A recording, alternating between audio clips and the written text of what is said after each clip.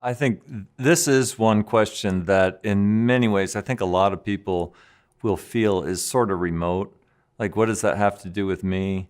Unless they have a pet that they want to clone or something like that, right? But I think it is important because it's a significant worldview issue. It has much to do with how we understand human beings as made in the image of God and how we understand our mandate given to be stewards of what God has created.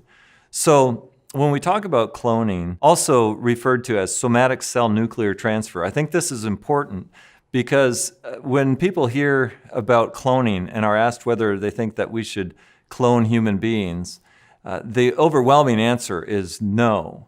But when they're asked whether we should do somatic cell nuclear transfer for genetic treatment of genetic diseases, they'll say yes. Well, it's the same thing. And so when we're talking about cloning or somatic cell nuclear transfer, there's two types that I'll discuss, and both with cloning of human beings. There's some other things that we could discuss on this, but I think the cloning of human beings is the critical issue. So two types that I would discuss. One is research cloning, sometimes called therapeutic cloning, and the other is reproductive cloning. Okay, so with reproductive cloning, the purpose of this would be that it's another way for an infertile couple to have a child. In other words, it's another form of assisted reproductive technology, although I would argue it's a very different type of form, which I'll come back to. But what happens is you take the woman's egg and the nucleus is removed. It's called an enucleated egg. And then you would take a cell from, say, the father or another donor, a somatic cell. That's where somatic cell nuclear transfer comes from. But a somatic cell is a body cell. It's a non-reproductive cell that would be placed with the enucleated egg. And then it's given either a chemical treatment or an electric charge, and it fuses them together. So it acts as though fertilization has taken place. If it's successful, then it starts to divide, cell division, and you have an embryo. And so with reproductive cloning, that new embryo, just like with in vitro fertilization, that new embryo would be placed in the woman's womb for implantation. So that's reproductive cloning. Now, research cloning or therapeutic cloning is exactly the same procedure. A lot of times it's talked about as though it's completely different. It's exactly the same procedure until you have the embryo. And then what you do with research cloning is you would harvest the stem cells from that embryo, and as a result, the embryo is destroyed. The reason for doing that, much like embryonic stem cell research, in fact, it is a form of embryonic stem cell research, is that you use those stem cells, scientists would use them in research with the hope of finding cure for various diseases, or in my view, in talking to some people who are in research in this area, the idea is simply to gain greater knowledge of early human development. So, how should we evaluate these procedures? My short answer to the question, is cloning ethical? My short answer is no, either form. Most people are opposed to reproductive cloning, but some will accept the advantages of research cloning and say we should go forward with that. In fact, in the United States, there's been a couple of states that have passed laws that allow for research cloning, but prohibit reproductive cloning. Now, this is interesting and tragic, because by law then, what happens is you allow the creation of a human being through cloning, but that human being must be destroyed. Imagine that. This is a law in the United States. It's not a federal law, but in certain states that allow research cloning, that requires the destruction of that human being. This ought not to happen. So the first and most basic objection to human cloning, to research cloning, is the destruction of human embryos. They're created simply to be destroyed.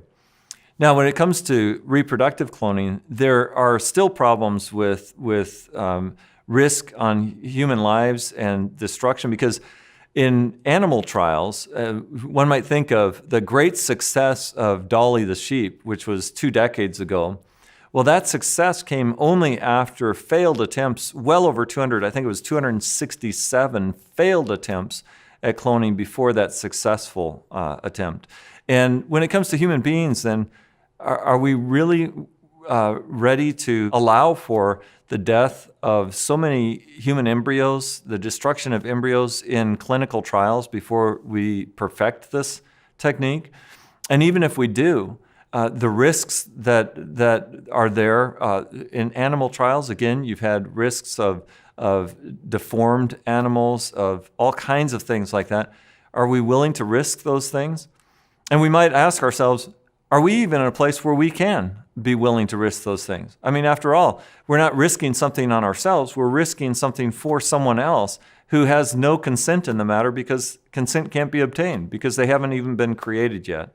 And so all of this leads me to say that even the attempt at reproductive cloning should be halted before it begins. And there is some concern that because research cloning is allowed, generally in the United States where it has been allowed, it comes with a ban on reproductive cloning. But you can imagine that if scientists are able to perfect human cloning, even if it's just research cloning, that having created those embryos, somebody will seek to use them for implantation to bring about a human being.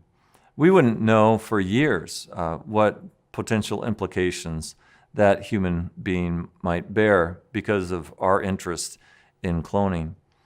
So a second big concern when it comes to reproductive cloning is that in natural procreation, it is the one flesh of marriage, the husband and the wife coming together, that issues forth in the one flesh of the child. So the child is partly from its mother and partly from the father.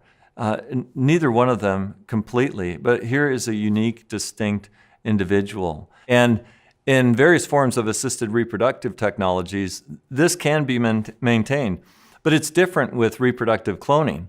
In reproductive cloning, the child who's born is an exact replica of the donor, and that donor could be the father, but that means that the father's DNA is replicated exactly. It's his DNA that is placed with the enucleated egg of the mother, and so the child that comes is essentially an identical twin. And so you think about this, that even though this child that is born is the child of the father, it's also, in terms of DNA, the twin of the father. It is this kind of thing that so disrupts the order of relationships in family and in marriage that we ought not to even attempt these things. One other consideration I would give with reproductive cloning is that some of the prospects of reproductive cloning would be to create a child who is the match for someone who needs something like bone marrow transplant or even a kidney transplant or something. So the child would be created solely for the purpose of serving the needs of another. And this is to treat that child instrumentally and to rob that person of human dignity that all human beings deserve. So even if the mother and father deeply love this child, it would remain true that the reason the child was brought into existence was solely for the purpose of supplying something that their sibling or someone else needed. So finally, and a major concern that I have with prospects of human reproductive cloning is the possibility of eugenics, and that is to engineer traits in the human race positively or eliminate defective traits. And to think that human beings have the wisdom to engineer ourselves, let alone the whole human race, is a hubris that really marks a worldview apart from God. When God gives us dominion and stewardship over what He has created, it surely doesn't include re-engineering the human race.